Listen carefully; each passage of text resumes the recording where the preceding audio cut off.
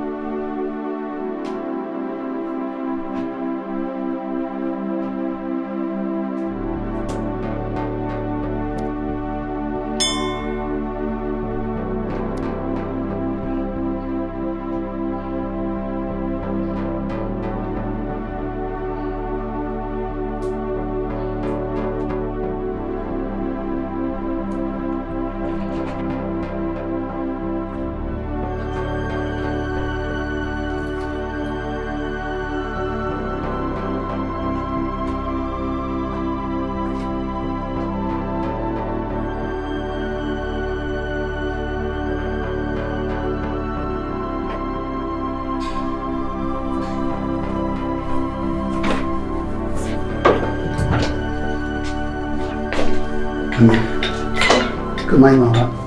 Sa. Yo. Azo merelo. O vori. Mbele. Nya mi blori mi ma agbonya mi nya akpo de vie jereka. Ene na nyo so mi agbole ni zirike sia. Ela na. Enko area. Hello. Maju ma ko nya ve vie po. Enya ya. D'abord, on y a des sous-soins, des amants. Chonchio. On donne à la paix, me vient de Belgique. Après, on y a un peu de vidéo. Pas ça, vivant. Et bien, au sous-soin, na noa. On a dû faire fondam. À quoi viaji? Hein? Après, ton yeleni. Manya. Zia. Na divinement. Alors, madame Neblena. Alors, na divinement. Devia ko jimi amile la bana jivia fo mi na million maton on a ba ko o bodo we million maton il est capé le te chapa ba jivia nan ko et vie quoi et vie de ko ntu yo yon vie yo vena vie yo le gbenye vie quoi c'est ça million maton Mana ma ko mi blé. Maji. Aji. Ah bon. Aji na. Allo le via na ma bo fi mana mi ala pour nyamazo. Enyo. Sonya ina valo. Mai ma. Keke anenyo. Yo. Million maton lo. Hello. Million maton. Maji vie. Ma ko million maton. Oh, yeso akpelo. E vie bois. Maji. E gba yin million me veut proposer nan jama kwelo. Million me veut bois. E via. Maji. Maou doan kou dîner.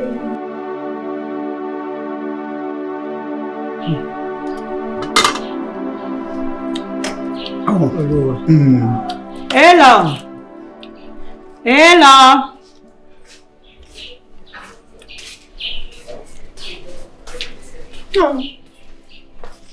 Ngo kaka jole mu mo te to ha. Hello, mi do lo ba lo agbaje ho mi. Wo mde ku nye me da te so agbon. Nti kono nto. Fo le don kono. Hello, nko ma te di. So for the kado fi pa lo agba so ho mi. Nye me ja te so fie la ba fun to so. Afoni keke ngbe. La simula daga ila. Amaba ye mate di gere fima ate kwagba. La simula puto mala na ma fu dede. Ha? E puto mala na ma gbegbe. Alaji sia wa gbe ododo da won mi duwa. E boy ama puto la vo wa. So kai to kai. Na mai na dire mo sia. Well, ma te lo agba ho mi. Na bono nya. Awe da wa ni mi hadu. Ama be mate logo. E boy puto mo bia. Enyo nse so ni. Ne lo ma te lo agbon wa. Ncha ni mi ja te lo agbon. To nto lo ra ho. Ni to ba lo agba ye ho mo. Ta ajo yi na. Cho. Ada mu medu ni to ba la pota agba. Oh, ni wo. Na madu di fodo su ba agba re wo pota. Mata pote ngai. Ni we.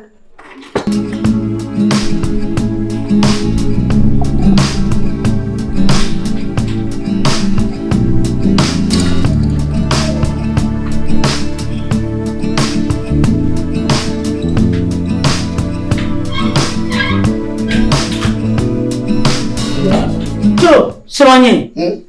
Fio va le aussi zolo ho me. Avec le keke hanyane na nuka. E fu ya de ko fo la we me pe ma ba po nu. De bi fe ya fo fu pa o so wa la gele ke pa lo to du bebe fi anga. Ko mala kai ko. Mai ho be na mko. Ti te kala na ba mi jo. Bon, on dit de vie la vie na wuwa. No le ti nya ti te na fo ba ta ba mi jo e. Ma fa unga. Ya. Kai ko mala. Nga to fu de no ha. Ha? Alo ma jime de vie na di moi. Bon, nous sommes là. Dès qu'on va sur la rue, on est Oh! Et toi, me levem là. On les da pas et toi, maintenant, des dianes quoi. Il y a un si américain bana. Nyao, mai ko gbesi ame. Mara de kaya tite na bani jo. No le titu kada honda tite na bani jo lo. O ba yi ko ko sia mo bona ro. Yo plono fie lo. Kai ko. Enya kenya nam la rue ame ma. Kai mo bona. Oh! E fu le ko fo na ba po mu. O lu so wo wa po ba to bebe bi lan ganele do. E sere mo to so be duwa. Ha? Sonya kai ko mo ngara. Kai sia. Unga kai ko mo. Ye kai bo ko me yala. Ha? Kai la. Tite na bani jo. Ma je jo e fe tite na bani jo alo. Ma tite na bani jo. Alo me yawo de je yen. Nya nyo ba zuzu wa. Nta nya so so e. Eh, but you ma ko zuzu de via ba ma ko. Ya, asa so so le de via. Kai ko mo so jo. Funa wele ho zuzu. Ya. Nuka nda po de kia. Kai ko mala awo. Ya. Enu cha pera mi. Ya. Oruso e gore mo do ma. Alo to le to ve do lo. Ya. Ma po nu cha yan ya o. Eh. Idan o. Apa ke ma tu ko la bo ya mi da. Oruso o baba mo ko ve lo bebe fi wa gbo lo ho mi. Ye go mi no le. O ma bu do ko o pe kele jana wa. Nde nda tu ko la bo ya mi alo npo yan. E fu alo. E fu e. Ndan de fu de no. Chu, le kenyi nyong ya ba nya ko. Mi le ko mo le ka o hangi yo mo tu mo. Han? Oh. Ah. Alo va doli ka fifia ko ba nya nyo.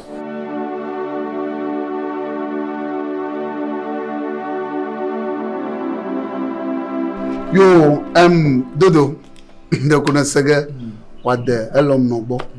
Wade mi kata mi gbo. Ba yin ple elom mi gbo yan de dadi. Ba na yin ba ajivi na mfo kwa. Ma ka gade ni kuma ko de via. Ko ya avu ta ba de so fa. Egba Modiba Makoga Adashine. Miako de Viaqua. Il y a un blanc. Un autre peu volo. Voilà, non, voyez là. Un homme non. Mais le coucou gaï. Million maintenant. Et deux à view à Waï gaï. L'homme non. L'homme non. Dark Penny l'homme non. Mais donc, il y a un ami à Penny et Georgina. Alors, Miriam a fait un il faut les gars qui ont Oh, Nyawa. Akpena mi kakaro. Le egami ngbe ate hogon. Jako de viajo. Oh. Accord de viaggio efficace. Oh. Nyakima. Alom non. Dinyare glo na viwa. Nyami glo dadia. Wo pomi va voir. Yo, Toby. Do ko mak blo benade. Ajinoy. Ajinoy. Mais tu vis quoi? Et bien, tu tu gban quoi? Ma tek ble de via dare la ne voye to balu la jode. Eh bon, il n'y a que vous, bon, on dit vieux, mais allô? Eh fo, mais de coup, on dit vie, mais fou quoi? On dit vie quoi? De coucou, kafla. Ah, mais qu'on dit vie, ouais, là, t'es seigneur ya gomme. De gamme, là, t'es fou, kaka witre, kaka masire, ke? Mouka gabe nya ke mi blolo. E nya gbogbo ya, e nya glorie. Vo vie ka me gbeto di. Pour la venir sur des vies, sur d'arrêt pour ne pas jouer. Et toi, il devient à dire, me proposer à l'homme, non. Me proposer. Kafla, et gawa que mi soit d'enveloppe, mais ne gala te ou viade, à me boire la sur le pommer. À me yonder, il y a de la meilleure aussi. L'homme, non. Et puis, il y a Jani, il y a que pour avoir des vies à d'arrêt pour jouer, et nous, on a du tout le bois. Mais il doit blender d'Andula. Un connaît. Mais de viens comme Dani. Boni. Isso é namoré. Mais de coucou de nous sous belle fille à do. Oh, fom sous toi. Un fou ya de vie à kokaka di pour du trône le gars. De vie de Jemi Jani et fou pour blé de vie à le gars pour des soviétiens parce que d'aller m'y boire. Mais de vie à ne va pas y am.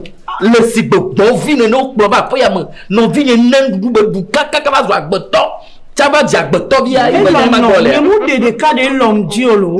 No pode que mu lena bene l'homme la hoya mea. Mu lo l'homme si benye to vinye didi ne lo. Bo mu ni to we. L'homme si bo to bi o mu ni to yo. Yo, elo no. Bonye. Ale nwa le fe. Me di o ma de kukunu o de kan tokun. Ma de kukunu. Na nya mi gblo. Nya o de me de kuku de shade. Kafla.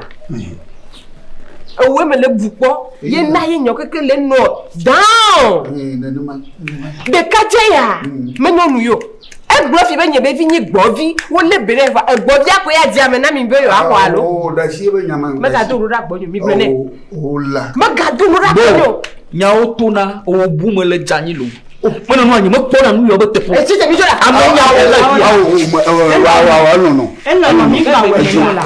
le kini da dudu Elo no mi ba we no la. Oh.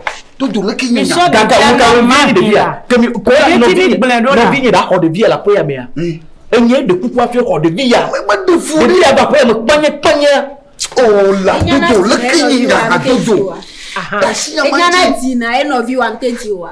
e gela ka no su vina be penye a E wele gbolo nam nene a. e vi ya ke na be mi po vina ho ya be ne o yi kaka gbo kafla nyamia no su si pe re mi e ne mi me fi ami la ho be bi de via su ka to le wasi o da o la dudu da shinya ya nna ha yo alom no me de kukunu mo ko de diavo ka susu ne lia e ko na dinami e ga hali jirika Togbi. Kede le gbo fi abe nye ku vi nye mi ba sa de vi ana mi kwa mi ajoa. nyake aha E se le du antiro Togbi. O me sa na molo. e nyake aha dudu tula Togbi nyake le mi ma ga jiji nya yo. Ni ma ga jiji afo na nya ya. Gbere o. E vi nye ku do via. Wa no ahwe ya me. Wa to anu ahwe ya me se be nyonu nene lo. Ya be gbejani. no ma hwe ade Kene ma ma tenu e mo kore. E vi mi jo alo. Mi jo e ame ye wona me. Mi jo e. mbere le mitasi ma pomo ya via la po ya me dudu bojide mbe Elo no. de gbogbo ma nya tushina Oh, là que mia to mia. Et l'homme non. Donc les bombés et l'homme qui est ton si be vigne ne la va ho. La va de sukudoma. La va Foneni. yo masi David, na mo le nya block o cha va no hedoma. E lo mo ke hesu via be ko na ye to go ho ya mladia. Ye gbe ba fo fo ko lo da lo bo a. avo masenya Hello. Bo lenya. Nya de ko so modie ya le yondo nya tepo. Ni mo ja po mu ya tepo. Ma po no vi ni miajo. Ne mi ku mu yo. Bo mi ma de mu yo mo le nya po to mo. le kan pupu Ne mi malaka ku mu yo parce que ni mo ja po so bo. José, ne me cite pas pour santo. nkai no ajua Nuka hewa. Ame ya tala bringa mo ku mo vinya. Tu si renavi kaka de vie ala sire. Ma yo ame ade lo fa. Oja de musu akudoma.